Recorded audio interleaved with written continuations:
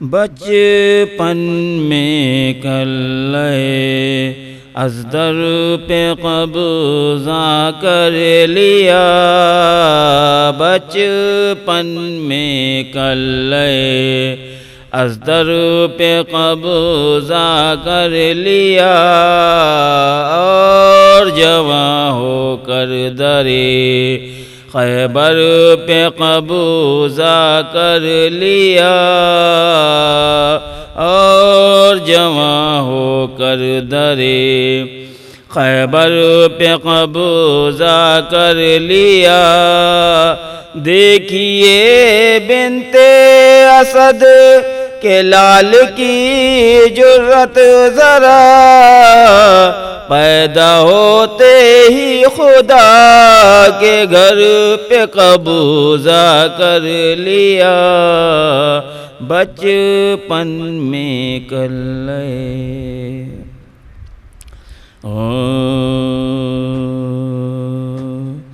عزیزوں جیے نئے رنگ ہیں زمانے میں، عزیزوں جیے نئے رنگ ہیں زمانے میں، اور علی کی بیٹیاں جاتی ہیں قید خانے میں، اب بندھی تھی ایک رسن ان بے کسوں کے شانوں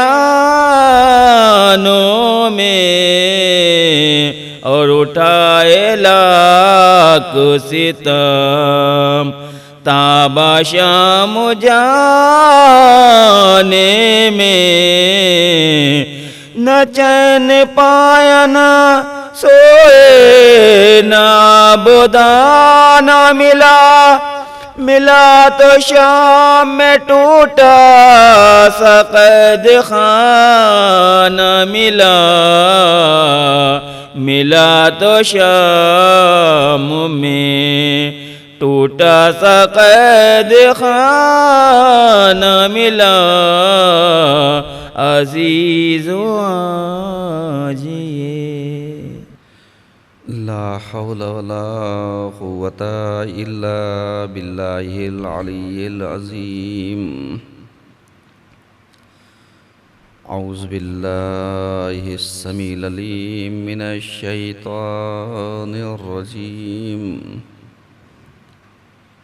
بسم اللہ الرحمن الرحیم۔ الحمد للہ الذی ہدانا لہذا وما کننا لنہتدی لولا ان ہدانا اللہ، لقد جاءت رسل ربنا بالحق، الصلاة والسلام وتحیۃ والاکرام علی النبی الأمی الحرشی المکی المدنی الحاشمی الابتہی الرسول المصدق المحمود الأحمد ابی القاسم محمد صلی اللہ علیہ محمد وعلى آل بیت الطیبین الطاہرین المعصومین المظلومین، ولعنۃ اللہ علی اعدائہم اجمعین من الآن الی قیام یوم الدین۔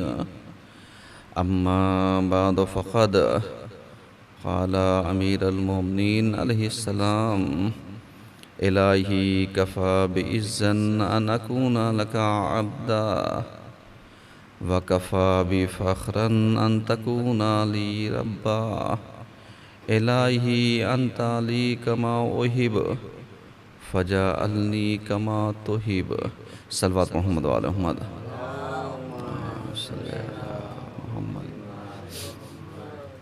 عزیزان گرامی، یہ جو 3 روزہ مجالس کا سلسلہ چل رہا ہے اور جس کی آج یہ تیسری مجلس ہے، کیونکہ یہ ایام علی کی یہ 3 روزہ مجالس کا سلسلہ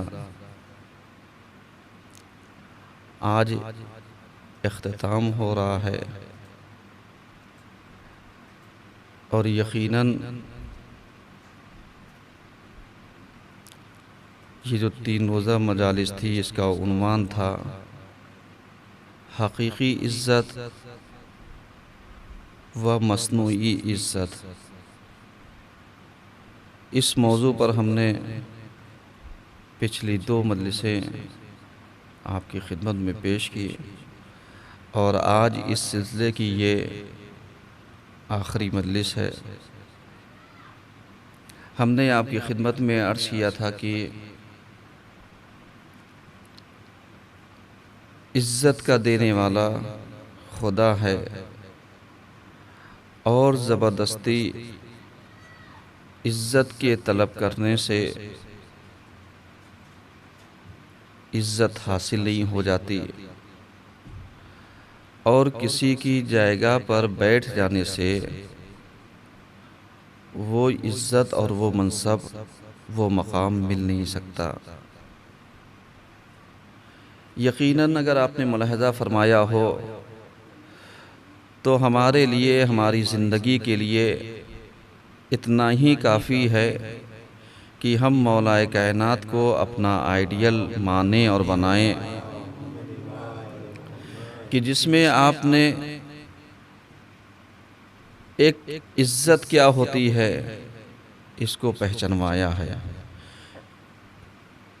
آپ نے اپنے مناجات کے فقرات میں یہی کہا تھا الہی کفا بعزن ان اکون لک عبدا، کہ پروردگارا میری عزت کے لیے اتنا ہی کافی ہے کہ میں تیرا بندہ ہوں. کیونکہ میری نسبت جو ہے وہ تیری ذات سے وابستہ ہے، اور تو یقیناً اعلیٰ ہے، افضل ہے، یقیناً تو بلند ہے، برتر ہے، ارفع ہے.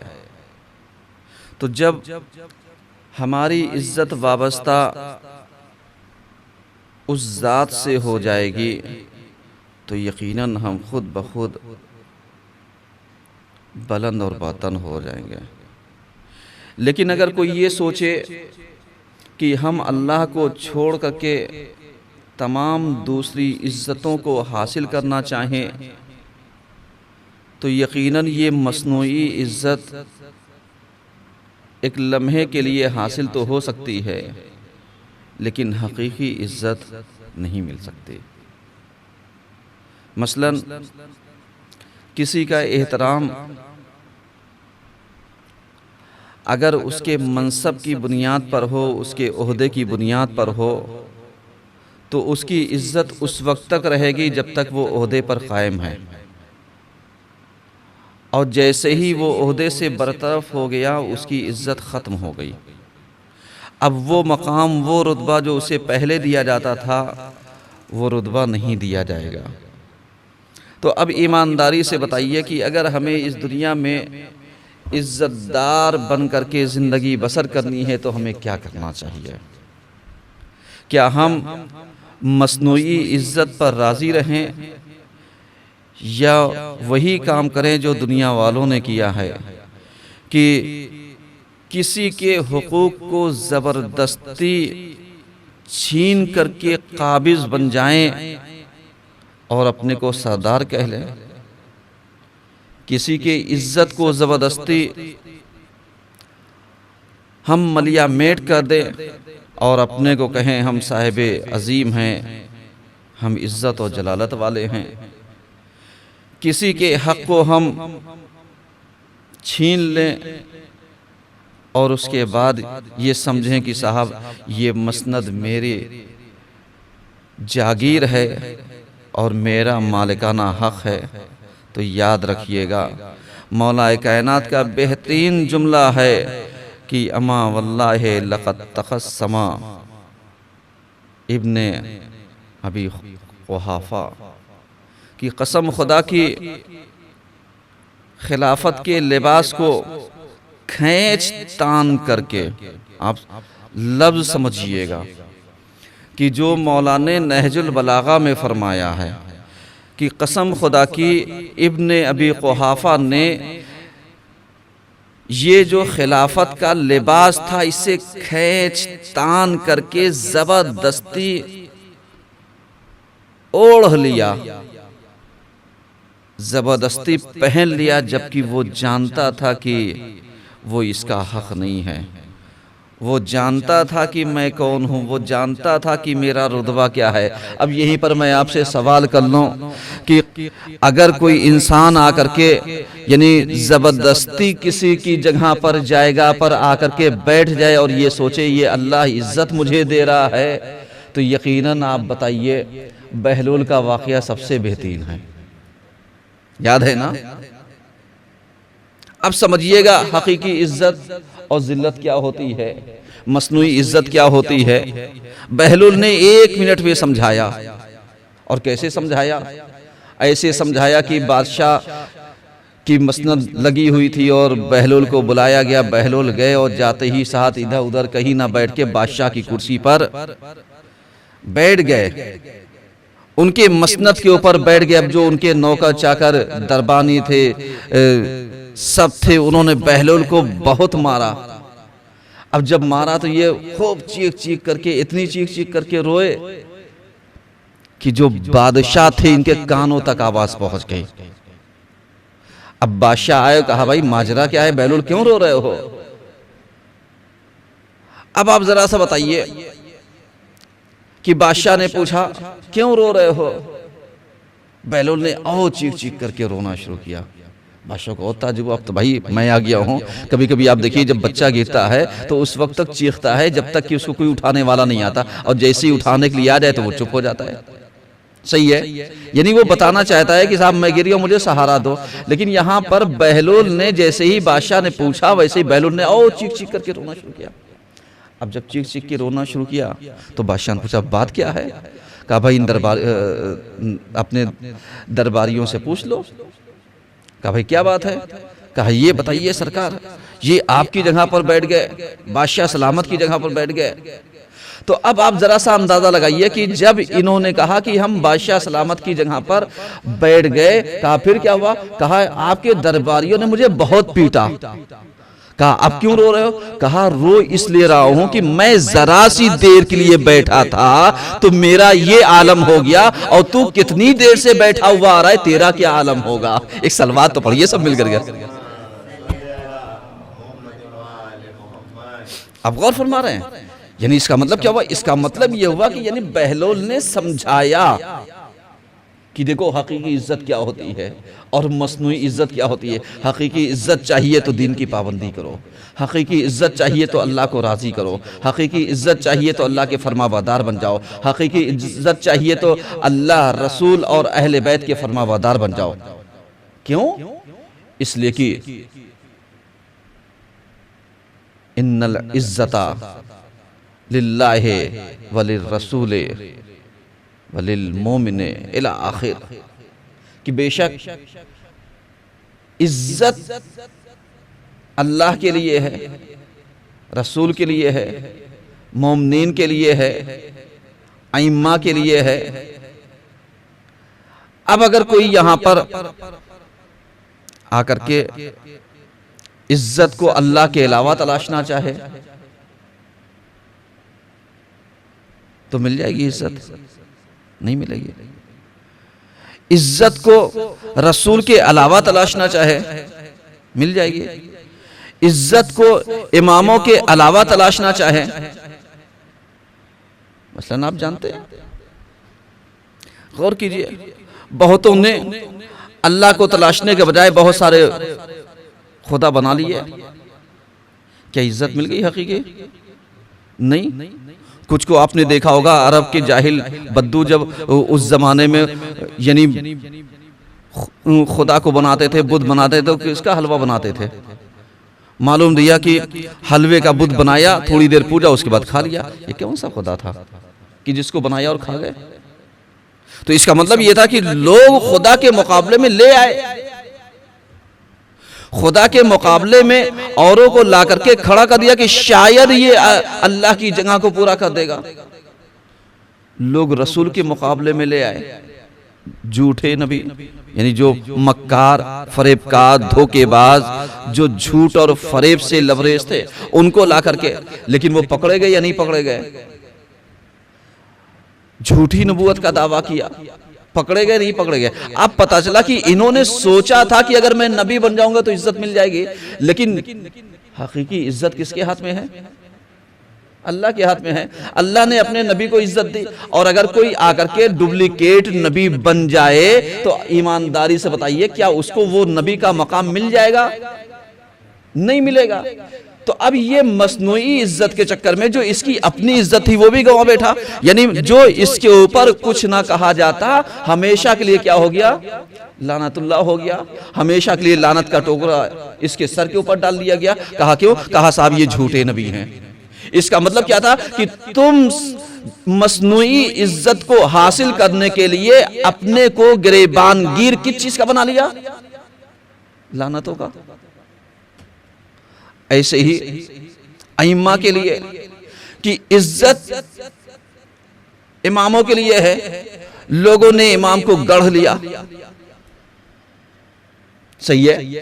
اب جب گڑھ لیا لوگوں نے امام کو تو نتیجہ کیا ہوگا؟ نتیجہ یہ ہوگا کہ جب بحث ہوگی، جب مناظرہ ہوگا، جب علمی بحثیں ہوں گی، جب علمی نشستیں ہوں گی، جب علماء کا سامنا ہوگا، جب مختلف مذاہب کے لوگ آ کر کے مناظرہ کریں گے تو راز کھل جائے گا حقیقی عالم کون ہے، حقیقی امام کون ہے۔ آپ غور کر رہے ہیں تو پتا چلا کہ یعنی عزت جو حقیقی ہے وہ کس کے ہاتھ میں ہے؟ اللہ کے ہاتھ میں ہے۔ اور اگر کوئی ڈپلیکیٹ بن کر کے عزت حاصل کرنا چاہے، جیسے آپ کو یاد ہوگا کل ہم نے کہا تھا کہ اگر کوئی مولوی بن کر کے زبردستی امامہ قبا پہن کر کے مولوی کی صف میں داخل ہو جائے تو مولوی ہو جائے گا؟ نہیں۔ ایسے ہی کوئی شاعر بننا چاہے کہ صاحب معلوم دیا غالب بننا چاہے، علامہ اقبال بننا چاہے، اور بننے کے بعد وہ انہی جیسا حلیہ بنا دے اور ان کے ردیف اور قافیوں کو چوری کر کر کے اسی میں ایک من گڑت اپنے فکر کو وہ قد اس وقت کہا یہ میں نے شعر کہا ہے، تم کہو گے میں نے کہا ہے، شعر خود ہی بتائے گا یہ چرایا ہوا ہے۔ تو اب بتا دیئے کیا یعنی زبردستی یعنی شعر کو چوری کر لینے سے کوئی علامہ اقبال بن جائے گا؟ کوئی مرزا غالب بن جائے گا؟ کوئی مرزا دبیر بن جائے گا؟ کوئی مرزا انیس بن جائے گا؟ نہیں بنے گا۔ تو اب پتا چلا کہ جو حقیقی عزت ملنے والی تھی جو اقبال کو مل گئی کسی اور کو نہیں ملے گی۔ اب کوئی دوسرا اقبال بننا چاہے تو نہیں بن سکتا، کوئی دوسرا انیس بننا چاہے تو نہیں بن سکتا، کوئی دوسرا دبیر بننا چاہے نہیں بن سکتا۔ اور اگر کوئی ڈپلیکیٹ آ کر کے صاحب ارے یہ کیسے، یہ بھی شاعر تھے، میں بھی شاعر ہوں، یہ بھی شاعر ہے، میں بھی شاعر ہوں، اور آ کر کے وہ کرنا چاہے تو پتہ چلے کہ کہیں ایسا نہ ہو کہ جب ڈپلیکیٹ لوگ پکڑے جا رہے ہوں تو یہ بھی پکڑے جائیں۔ کبھی کبھی ایسا ہوتا ہے کہ اسٹیج پہ بیٹھے ہوئے شعراء لوگ ایک ٹیسٹر لگا لیتے ہیں، کس کے لیے؟ جن کے بارے میں یہ یقین ہوتا ہے کہ یہ کسی کا شعر کہلا کر کے اپنا شعر کہتا ہے، یہ چوری کر کے اپنا شعر کہتا ہے۔ کہتے ہیں صاحب یہ مصرع ہوا تھا، یہ ذرا سا آئیے ہم لوگ بیٹھ کر کے یہ کہتے ہیں ایک مصرع دیا اس کے اوپر چند شعر کہیے، یہ جتنے اشعار آپ کہہ کے لائیں اس کے اوپر 2 شعر اور کہہ دیجئے۔ تو اب معلوم یہ وہ بغلے جھاگ رہے اور کہا تو اب پہلے والے کی بہر دوسرے والے سے بہر نہیں مل رہی ہے، پہلے والا شعر دوسرے والے سے بے ربط ہو گیا۔ تو اب پتہ چل گیا کہ حقیقی عزت تو ہم چاہ رہے تھے شعر کہہ کے، لیکن جب کہا گیا تو اب پکڑے گئے، تو اب پتہ چلا کہ حقیقی عزت اور ہوتی ہے اور مصنوعی عزت اور ہوتی ہے۔ ایک صلوات تو پڑھیے کم سے کم۔ اسی طریقے سے بہت سارے وہ بنے ہوئے ذاکر کہ جو عالم کے فہرست میں شامل ہو گئے کہ صاحب پڑھیے، اچھی بات ہے، آپ کو منع نہیں ہے، لیکن کم سے کم کتابوں کا مطالعہ کر کے تو پڑھیے، کم سے کم صحیح اور غلط روایتوں کو تو دیکھ کر کے پڑھیے، کم سے کم عقلی اعتبار سے جو چیزیں صحیح ہوں اسے تو پڑھیے، تاکہ معرفت پیدا ہو۔ لیکن صاحب ہمارے ابا کو شوق تھا ہم ذاکر ہو جائیں، ہم نے 2-4 مجلس کی رٹ لی، مجلس پڑھنے لگے، تو اب پتہ چلا کہ ہم بھی برابر ہو گئے اور فلاں عالم جو مجتہد ہے وہ بھی آپ کے برابر ہو گیا، تو اب پتہ چلا حقیقی عزت کس کے ہاتھ میں ہے اور مصنوعی عزت اللہ کے ہاتھ میں۔ اب ذرا صاحب بتائیے، جہاں سے میں نے شروع کیا تھا کہ اگر ہم اللہ کو چھوڑ کر کے، اللہ کو ترک کر کے حقیقی عزت حاصل کرنا چاہے نہیں مل سکتی۔ کیوں؟ اس لیے کہ مولا کائنات کو اگر تم سمجھنا چاہتے ہو تو آؤ ان کو دعائے کمیل کے زمرے میں دیکھو کہ مولا کیا کہتے ہیں۔ بعض اوقات مولا نے بتایا ہے، پروردگارا میری عزت کے لیے اتنا ہی کافی ہے کہ میں تیرا بندہ ہوں، اور میرے افتخار کے لیے اتنا ہی کافی ہے تو میرا رب ہے۔ اور اس کے بعد مولا کہتے ہیں پروردگارا تو مجھے ویسا بنا دینا جیسا تو چاہتا ہے۔ اب اگر ہم دعا کریں گے پروردگارا جیسا تو چاہتا ہے ویسا بنا، تو اس کا مطلب اب ہمیں کوشش کرنی پڑے گی ویسے بننے کے لیے۔ کیوں؟ اس لیے کہ ہم کو اپنے سارے عمل کو اللہ کی بارگاہ میں لے کر کے جانا پڑے گا، جہاں پر ہم جا کر کے اللہ سے یہ کہیں پروردگارا کیف ضری، کیسے ہو سکتا ہے کہ مجھے تکلیف پہنچ جائے جبکہ میں دیکھتا ہوں کہ تیری رحمت میرے اوپر سایہ فگن کیے ہوئے ہے۔ کیسے ممکن ہے کہ مجھ تک پریشانیاں آ جائیں اور میں دیکھ رہا ہوں تیری رحمتیں ہم پر سایہ کیے ہوئے ہیں؟ تو آؤ اللہ پر یقین تو رکھو۔ اور اس کے بعد امام کہتے ہیں کہ پروردگارا یہ کیسے ہو سکتا ہے کہ میں اپنی شکایتوں کو تیرے علاوہ کسی اور سے کہہ دوں، جبکہ میں جانتا ہوں کہ تو میرا سید ہے، تو میرا سردار ہے، تو میرا آقا ہے، تو میرا مولا ہے، تو میرا رب ہے، سب کچھ ہے۔ کیفا اشکو، میں کیسے شکوہ کروں گا، اور یقیناً تجھ سے ہی شکوہ کروں گا، تیرے علاوہ کسی سے نہیں کروں گا۔ اب جب ہمارا معیار ایسا ہو جائے گا تو عزت کہاں ملے گی؟ کیونکہ ہم نے یعنی اپنے اوپر سرپرست کسے بنایا، کسے مانا، رب کسے مانا، پرورش دینے والا کسے مانا، حاکم کسے مانا، رازق کسے مانا، خالق کسے مانا؟ جب ہم نے اللہ کو مانا ہے تو اب یہ کیسے ہو سکتا ہے کہ ہم جا کر کے اپنے شکووں کو اللہ کے علاوہ کسی اور کی بارگاہ میں کہوں؟ ممکن ہی نہیں ہے۔ اور اگر میں کسی اور سے جا کر کے کہتا ہوں اور لوگ رحم کہا کر کے میری تھوڑی بہت مدد کر دیتے ہیں، کیا ان کی تھوڑی بہت مدد کر دینے سے کیا ہمارا کام ہو جائے گا؟ وقتی کام تو ہو جائے گا، لیکن حقیقی عزت نہیں ملے گی۔ وقتی عزت مل سکتی ہے، ہاں بھائی فلاں بہت اچھے ہیں، فلاں بہت نیک ہیں، فلاں بہت باقیدار ہیں۔ کہا صاحب کیوں؟ کہا اس لیے کرونا وائرس میں، مہاماری میں، ماہ رمضان میں انہوں نے بہتوں کی مدد کی ہے۔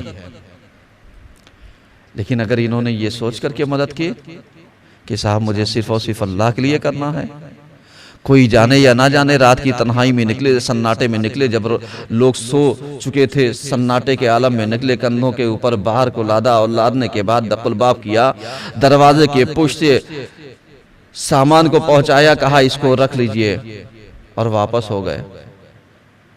اللہ اس میں عزت دے گا یا اللہ اس میں عزت دے گا کہ ہم 2 کیلا اٹھا کر کے دے رہے ہیں تو سیلفی لینے والے اس سے کہیں زیادہ نظر آ رہے ہیں؟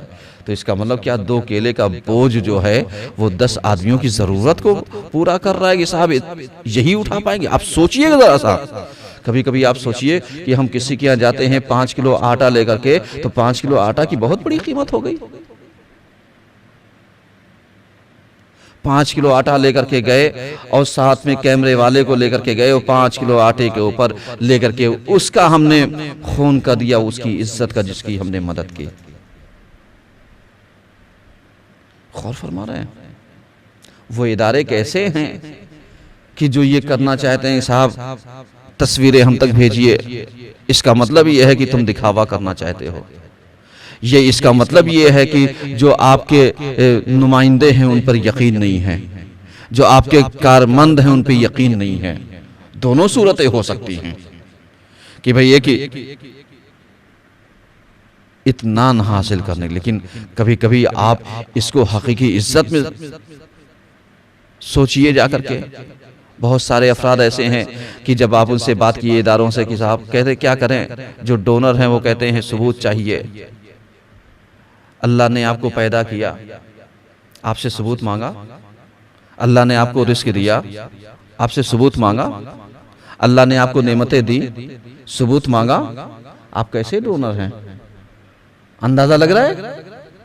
آج اس مہاماری میں دیکھیے ذرا سے احساسات کی مجلس پر لے جا کر کے آپ کو وہ کرنا چاہتا ہوں تاکہ آپ سمجھیے گا حقیقی عزت کیا ہے اور مصنوعی عزت کیا ہے۔ آج کرونا وائرس جیسے حالات میں انسان کو کمی کس چیز کی ہے؟ خون کی ہے۔ انسان کو کمی کس چیز کی ہے؟ آکسیجن کی ہے۔ انسان کو کمی کس چیز کی ہے؟ آپ کی مدد کی ہے۔ آپ سمجھ رہے ہیں آپ روزانہ کتنی آکسیجن استعمال کر رہے ہیں؟ اللہ نے فری میں دے رکھا ہے، تو آپ سوچ رہے ہیں یہ میں ہوں جو چاہوں کروں نہ کروں۔ اللہ اگر ہر اس پہ سیلفی لیتا رہتا ہر سال آپ کو ویسے ہی کہ جب اتنا وہ کرو گے تب ہم دیکھ لیں گے یہ تم نے صحیح جگہ خرچ کیا نہیں کیا، اس کے بعد ہم آگے آپ کو دیں گے۔ اللہ اگر ایسا کر لیتا تو جیسے بہت ساری جگہوں پر ہم مدد کے لیے یہی تو کہتے ہیں کہ ہم دیکھیں گے مستحق ہو یا مستحق نہیں ہو، ہم دیکھیں گے تم یہ ہو یا یہ نہیں ہو، ہم دیکھیں گے یہ ہو یا نہیں ہو۔ اس کا مطلب کیا ہو؟ اس کا مطلب کیا اللہ نے آپ کو نعمت دیتے وقت پوچھا کہ تم مستحق ہو یا نہیں ہو، تم مومن ہو یا نہیں ہو، تم ہماری اطاعت گزار ہو یا نہیں ہو، تم ہمارے لیے سجدہ ریز کرتے ہو نہیں کرتے ہو، سجدہ کرتے ہو نہیں کرتے ہو، نماز پڑھتے، کبھی پوچھا؟ نہیں پوچھا۔ آپ غور کر رہے ہیں اور اللہ بغیر حساب کے آپ کو نعمتیں دے رہا ہے۔ کم سے کم اتنا تو جاگ جاؤ کہ جب وہ بغیر حساب کے آپ کو نعمتیں دے رہا ہے، سانس دے رہا ہے، زندگی دے رہا ہے، آنکھیں دیے ہوئے ہے، دل کی دھڑکنیں دیے ہوئے ہے، دل و دماغ سے ہی سالم دیے ہے، ہاتھ پیر میں قوت دے رکھی ہے، طاقت دے رکھی ہے، پیسہ دے رکھا ہے، پھر تجھ سے اتنا کیوں نہیں ہو پاتا کہ اللہ کی بارگاہ میں 2 سجدہ کر کے کم سے کم شکریہ ادا کر دے پروردگارہ تیرا شکر ہے کہ کم سے کم تو نے مجھے زندہ رکھا، ورنہ بہت سارے لوگ ایسے ہیں جو آج آکسیجن کے لیے پریشان حال ہو رہے ہیں۔ آپ سمجھ رہے ہیں آکسیجن کی کمی کیوں ہوتی ہے؟ کہ جب ہمارے دیکھیے یہ چیز عرض کر دے رہا ہوں، بہت سارے ڈاکٹرز مریضوں کو آگاہ نہیں کرتے ہیں، کیونکہ اگر یہ چیزیں آگاہ کر دی جائے تو ہو سکتا ہے کہ ان کا آکسیجن لیول برابر ہو جائے۔ مثلا جب یعنی باڈی میں آئرن کی کمی پائی جاتی ہے تب جا کر کے جو خون پیدا کرنے والے مادہ ہوتے ہیں، ریڈ سیلز جو ہوتے ہیں، یہ کم بنتے ہیں، اور آئرن کی کمی سے جب ریڈ سیلز کم بنتے ہیں تو پھر یہی ریڈ سیل سے جو آکسیجن بنتی ہے یہ کم بنتی ہے، جس میں ہمیں سانس لینے میں دقت ہوتی ہے، جس میں ہمیں سانس چھوڑنے میں دقت ہوتی ہے، جس میں پھیپھڑوں میں آکسیجن بھرنے میں کمی ہوتی ہے، یہ ریڈ سیلز کی وجہ سے، اور ریڈ سیلز کی کمی آئرن کی وجہ سے ہوتی ہے۔ اب اگر آئرن کی کمی کو پورا کر دیا جائے تو اس کا مطلب یہ چیزیں بڑھائی جا سکتی ہیں، صحیح ہے، یہ چیزیں لیول کی جا سکتی ہے۔ اب ذرا سا آپ آئیے، یہ جو کورونا وائرس پھیلا اس یہ ہے کیا؟ یہی چیز تو ہے کہ آپ کے باڈی کے اندر پائے جانے والے آئرن کو یہ جلا دے رہا ہے۔ یہ جو 5G کی لہریں نکل رہی ہیں، یہ انسان کے اندر پائی جانے والے جو آئرن ہے اس کو ویک کر دے رہا ہے۔ اب جب ویک کر دے رہا ہے تو ریڈ سیلز کم بن رہے ہیں، آکسیجن کم بن رہی ہے، اور نتیجہ کیا ہوا؟ انسان ویک ہوتا جا رہا ہے اور اتنا کمزور، طاقت نہیں، یہ نہیں، وہ نہیں، وہ نہیں۔ تو اب پتا چلا کہ ہمیں جو لیول رکھنا ہے تو ہم اس کو لیول رکھیں۔ جب ہمارے اندر طاقت پائی جائے گی، قوت پائی جائے گی، تب ہم اللہ کا شکریہ ادا کریں گے۔ لیکن اگر قوت بھی نہیں ہے، زبان چلی، پھر بھی شکریہ ادا کرو کہ پروردگارہ اگر میرے اندر قوت نہیں ہے، انی ضعیف ذلیل حقیر مسکین مستجیر، کہ میں کمزور ہوں، مسکین ہوں، ضعیف ہوں، ناتوان ہوں، تیرے سامنے کچھ نہیں ہے۔ اب جب ہم اللہ کے سامنے اپنے آپ کو گرائیں گے تو اب اللہ کہے گا کھڑا ہو جا میرا بندہ، اس لیے کہ تو نے اس سے رابطہ جوڑا ہے جو جس کا سمندر بیکراں کا مالک ہے، لا متناہی ہے، جس کی ذات میں کوئی کمی ہونے والی نہیں ہے۔ یعنی ایک مثال دے رہا ہوں، دیکھیے تھوڑا سا موضوع الگ ہو گیا، لیکن میں اپنے موضوع پر آنے والا ہوں، چونکہ بات آئی تو کہہ دیتا ہوں۔ مثال دے رہا ہوں، جیسے خدا کی ذات سمندر، بندے کی ذات قطرے جیسی۔ قطرہ کب تک زندہ رہے گا؟ جب تک حیات ہے۔ قطرہ اگر وہی بالٹی کا قطرہ رہا، بالٹی میں جب تک پانی ہے تب تک ہے، بالٹی کا پانی ختم، ٹنکی میں جب تک پانی ہے تب تک قطرہ ہے، اور جب تک ٹنکی کا پانی ختم، قطرہ ختم، صحیح ہے۔ اور اسی طریقے سے اگر اسی قطرے کو ہم اٹھا کر کے سمندر میں ملا دیں تو جب تک سمندر ہے تب تک ہم ہیں۔ تو اب ہمیں پتا ہے کہ ہمارا وجود مٹنا ہے، ہمیں پتا ہے کہ ہم فانی ہیں، ہمیں پتا ہے کہ ہمیں خدا کی بارگاہ میں جانا ہے۔ اب اگر ہم اپنے کو ہمیشہ باقی رہنا چاہتے ہیں یا باقی رکھنا چاہتے ہیں تو اپنے جیسے قطرے کو خدا کے سمندر سے ملانا ہوگا۔ جب تک خدا کا وجود باقی رہے گا تب تک ہمارا بھی وجود باقی رہے گا۔ ایک صلوات پڑھیے سب مل کر کے۔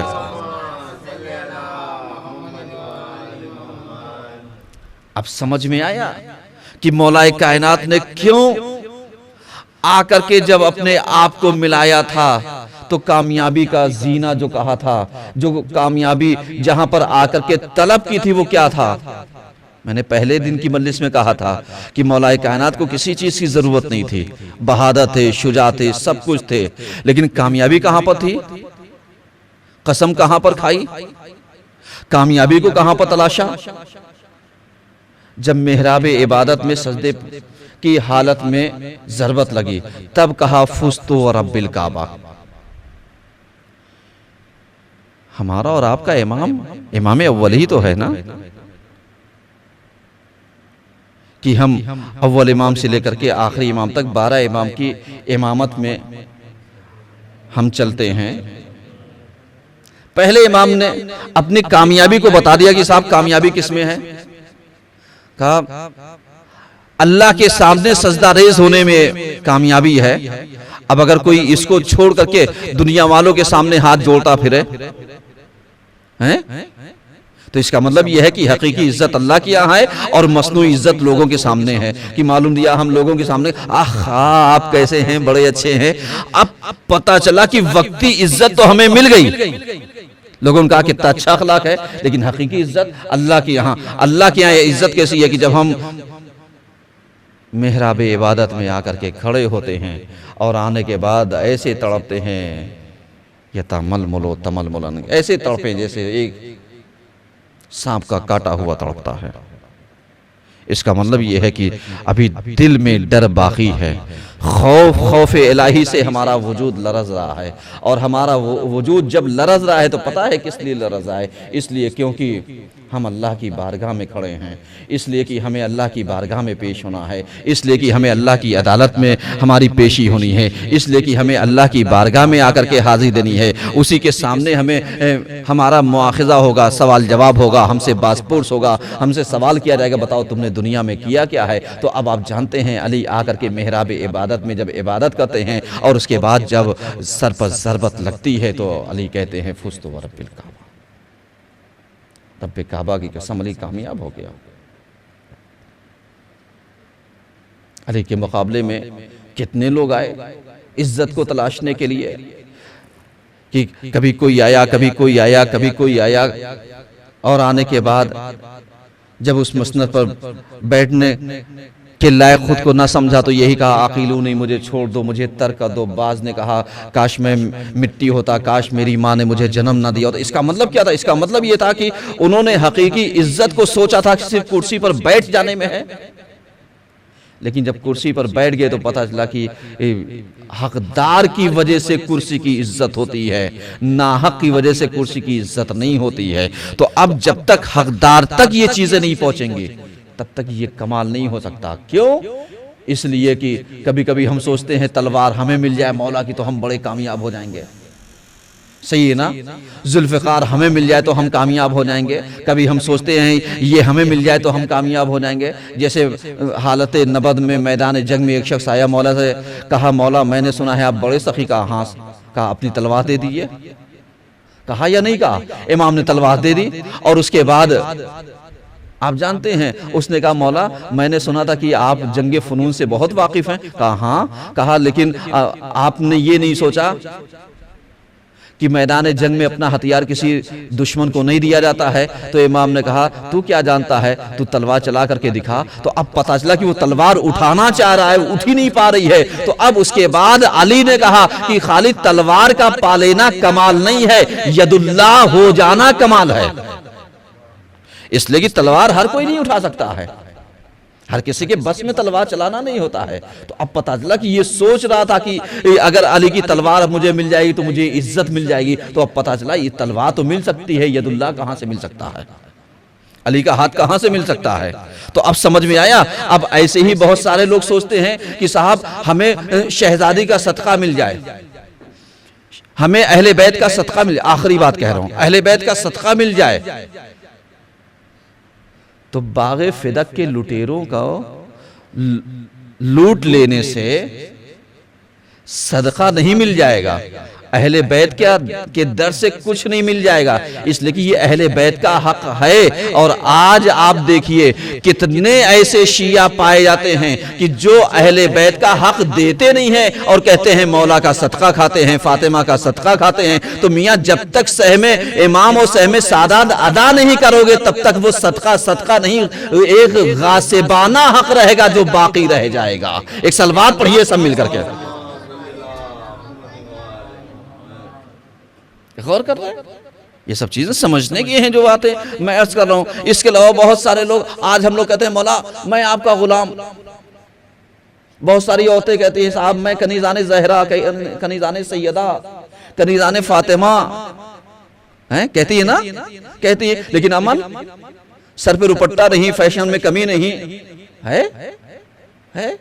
اب کوئی فضہ بننا چاہے کہے صاحب جیسے فضہ کنیز تھی ویسے ہم بھی کنیز، میاں فضہ کی جوتی کے برابر نہیں ہو سکتے، اس لیے کہ جوتی کو دیکھنا ہے تو افریقہ میں جا کر کے دیکھیے گا کہ ان کے سنہاسن پہ ان کی جوتی رکھ کر کے لوگوں نے کم سے کم سال بھر تک اپنا حاکم مانا ہے۔ تو جو فضہ کی جوتی حکومت کر سکتی ہو تو تم فضہ کی جوتی کے برابر کہاں ہو سکتی ہو؟ ایک صلوات اور پڑھیے۔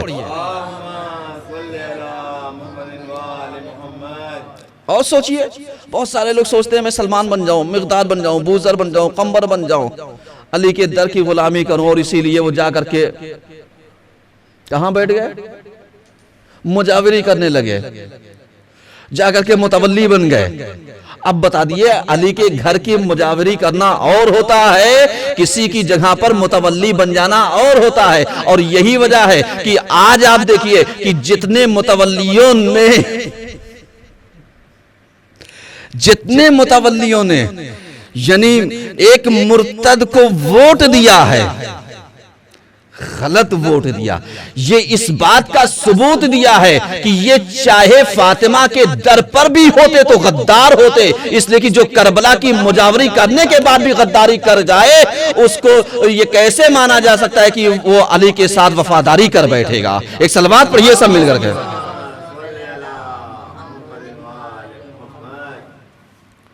اور ذرا سا غور کیجئے، بہت سارے یہ سوچتے ہیں سونا چاندی جمع کر لو، اور اگر کسی نے اس کو روک ٹوک دیا، یہ غلط کر رہے وہ غلط کر رہے، یہ نہیں کرنا وہ نہیں کرنا، ہم برا کس سے مانتے ہیں؟ جو روک ٹوک کرتا ہے اس سے برا مان گئے۔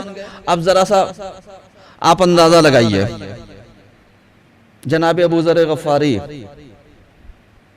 قرآن کی ایک آیت پڑھ رہے تھے جس میں انہوں نے کہا تھا کہ وہ لوگ کی جو سونا چاندی کو اپنے گھروں میں اکٹھا کرتے ہیں، مال حرام اکٹھا کرتے ہیں، یہ کرتے ہیں وہ کرتے ہیں، ان کے شکم جو ہیں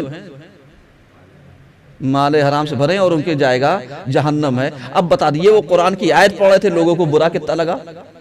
اتنا برا لگا کہ اٹھا کر کے ان کو ربضہ بھجوا دیا۔ تو اب پتہ چلا کہ انہوں نے سوچا تھا کہ میں کرسی پر بیٹھ کر کے صاحب اقتدار ہوں، عزت والا ہوں، لیکن کیا کہنا کہ جس کو اللہ عزت دیتا ہے، تو پتہ چلا کہ جب ان کو ربضہ بھیجا جانے لگا تو پھر مولا کائنات نے یعنی جناب ابو ذر کی عزت میں چار چاند لگانے کے لیے اور حقانیت کو ثابت کرنے کے لیے اپنے بیٹوں کو کہا اور کہا جاؤ بیٹے اپنے چچا کو جا کر کے رخصت کر دینا اور یہ کہہ دینا جاؤ چچا کو رخصت کر کے آنا۔ کیوں؟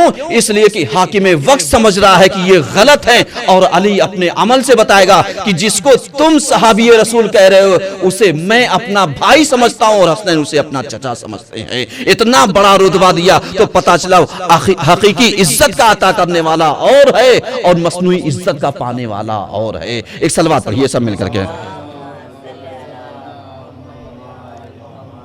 چونکہ آج آخری مجلس ہے اس سلسلے کی، میں نے بات مکمل کر دی جہاں تک مجھے پڑھنا تھا، لیکن ہاں آج کون سا دن ہے؟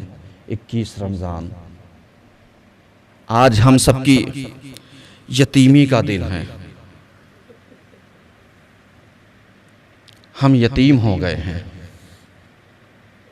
امت کی یتیمی کا دن آ چکا ہے، کیونکہ ہمارے امام کو ابو الایتام کہا گیا، یتیموں کا باپ۔ ہمارے امام کو کہا گیا ابویہ من ھذہ الامہ، کہ یہ امتیوں کا باپ ہے۔ امت یتیم ہو گئی، کیوں؟ اس لیے کہ آج کا دن علی دنیا سے رخصت ہو گیا۔ آپ نے بہت آسانی سے سن لیا نا، میں نے بہت آسانی سے پڑھ دیا، بہت آسانی سے کہہ دیا۔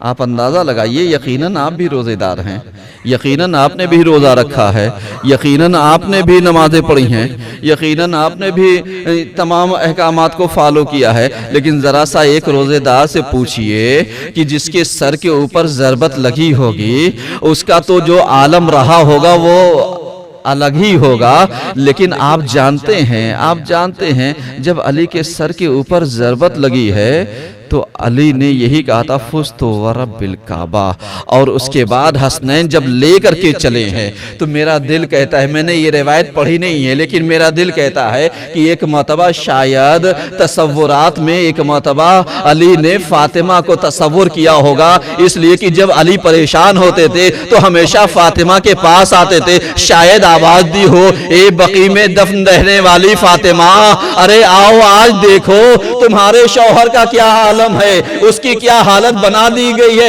اے فاطمہ ارے تمہیں علی کا زخم دیکھا نہیں جاتا تھا نا، ارے تمہیں علی کا درد دیکھا نہیں جاتا تھا، آؤ ذرا سا دیکھو آج علی کا سر ارے 2 حصوں میں تقسیم ہو گیا ہے، اللہ اکبر۔ اور اس کے بعد شاید علی کہے اے حسن، اے بیٹا حسن، ارے میرے سر کو ذرا سا تم کپڑوں سے کس کر کے باندھ دینا۔ میں کہوں گا مولا ایسے کیوں کہہ رہے ہیں؟ تو شاید علی کہنا چاہے ارے تجھے نہیں معلوم کیونکہ فاطمہ نے اپنے پسلیوں کو جو ٹوٹی ہوئی تھی وہ تقریباً 95 دن علی سے چھپائے رکھا۔ ارے کیا جب علی کو اس عالم میں فاطمہ دیکھیں گی تو ان کا کیا عالم ہوگا۔ اس کے بعد اب جب لے کر کے چلے ہیں نا تو کیسے لے کر کے چلے ہیں، لوگ یا علی کہتے ہوئے جا رہے ہیں۔ ایک مرتبہ یتیموں کی پیچھے سے ایک پورا قافلہ آیا، اے میرے بابا آپ کا یہ عالم کس نے بنا دیا ہے، آپ کی یہ حالت کس نے بنا دی ہے، آپ کے سر کے اوپر ارے یہ ضرب کس نے ماری ہے، بابا ہم یتیم ہو گئے، اب ہمیں پالنے والا کون ہوگا۔ ہاں جب طبیب آیا ہے نا، آپ ذرا سا سنیے گا کہ جب یتیموں کے ساتھ کیسا برتاؤ کیا جاتا ہے۔ علی جانتے ہیں، علی نے یتیموں کی پرورش کی ہے، لیکن جیسے ہی طبیب نے یہ کہا علی کا زخم بہت زیادہ ہے، ان کو اگر دودھ ملتا رہے گا تو زخم پر تھوڑا سا افاقہ ہوتا رہے گا۔ ارے وہ یتیم جس کو علی دیکھ بھال کرتے تھے، جس کو شیر دیا کرتے تھے، اب وہ بچے چھوٹے چھوٹے جانتے ہیں نا، علی کے گھر کے باہر آ گئے اور چھوٹے چھوٹے کوزوں میں یہی کہہ رہے بابا جان ہم شیر لائے ہیں، بابا جان شیر لائے ہیں۔ اب آپ جانتے ہیں ایک گریہ علی کے گھر میں بلند ہو رہا ہے، ایک گریہ گھر کے باہر بلند ہو رہا ہے، ایک گریہ آسمان میں ہو رہا ہے، ایک گریہ پورے عالم میں ہو رہا ہے۔ جبریل ندا دے رہے ہیں، ہائے میرا استاد چلا گیا، ہائے میرا امام چلا گیا، ہائے وسیع مصطفیٰ چلا گیا، ہائے رسول کا بھائی چلا گیا، ہائے رسول کا داماد چلا گیا۔ اللہ اکبر، ہم بھی تو یہی کہہ رہے، ہائے میرا پہلا امام رخصت ہو گیا، ہائے میرا آقا مجھ سے چلا گیا۔ ہاں اب دو جملے اور سن لیجئے، اس لیے کہ ابھی آپ تابوت اٹھائیں گے نا، ابھی آپ امام کے جنازہ کی تشییع کریں گے نا، ذرا تصورات میں میرے ساتھ کوفہ چلیے، اس لیے کہ ابھی جنازہ تیار نہیں ہے، ابھی علی وصیتیں کرنا چاہ رہے ہیں۔ اب ذرا سا تصور کیجئے گا، یتیم بچے ارے رسول کے گھر کے باہر، علی کے گھر کے باہر کھڑے ہیں۔ اب اس کے بعد گھر کے اندر کا ماحول کیسا ہے آپ ذرا سا سنیے گا۔ ہاں رو لیجئے، مجھے نہیں معلوم کہ آئندہ برس کون زندہ رہے گا کون نہیں رہے گا، مجھے نہیں معلوم کہ یہ غم اگلے سال ملے گا یا نہیں ملے گا، اس لیے کہ کورونا وائرس جیسے حالات میں اگر آپ کو مجلسیں مل رہی ہے تو شکر خدا ادا کیجئے۔ پروردگارہ تیرا شکر، اس لائق تو سمجھا کہ جہاں پر لوگ جلوس نہیں نکال پا رہے ہیں، جہاں پر لوگ مجلسیں نہیں کر پا رہے، ہم تو ذکر بھی کر رہے ہیں، ہم رو بھی رہے ہیں، ہم جلوس بھی نکال رہے ہیں، ہم مولا کے جنازے کو کاندھے پر اٹھا بھی رہے ہیں۔ لیکن ہاں ابھی احساس ہو جائے گا۔ ایک مرتبہ علی باتیں کر رہے ہیں، کیسے باتیں کر رہے ہیں؟ اے بیٹا حسن پریشان نہ ہونا، 10 سال کے بعد